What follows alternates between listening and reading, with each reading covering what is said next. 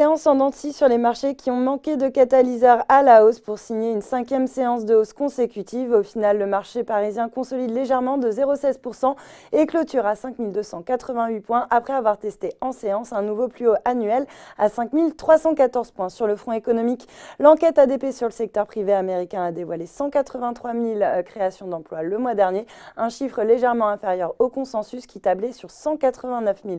En revanche, bonne nouvelle du côté des chiffres de janvier qui ont été révisés en nette hausse à 300 000 créations d'emplois contre une estimation initiale de 213 000. Autre statistique scrutée par le marché, le déficit commercial américain qui s'est creusé à un niveau inédit pour atteindre le seuil des 621 milliards de dollars. Et puis pour enfoncer le clou, l'OCDE a révisé à la baisse ses prévisions de croissance. Au niveau mondial, la croissance devrait être de 3,3% cette année contre 3,5% auparavant.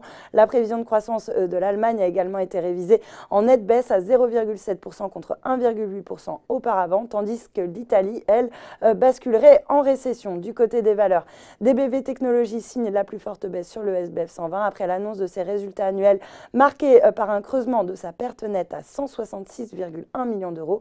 Mais ce qui inquiète les investisseurs, c'est le manque de visibilité financière concernant notamment la trésorerie, même si le directeur général de DBV a pris soin de préciser que la trésorerie actuelle porterait le groupe jusqu'au quatrième trimestre 2019. En baisse également, STMicroelectronics qui est impacté par les résultats de l'un de ses comparables allemands, Dialog Semiconductor, qui anticipe une baisse de son chiffre d'affaires en 2019. A l'inverse, dans le vert, Eramet se distingue parmi les meilleures performances.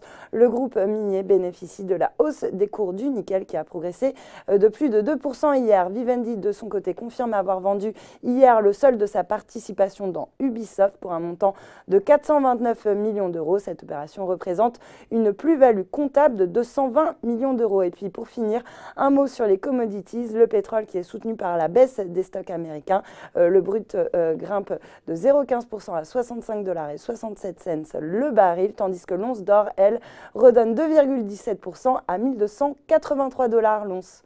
Voilà, c'est tout pour ce soir, mais n'oubliez pas, toute l'actu éco et finance est sur Boursorama.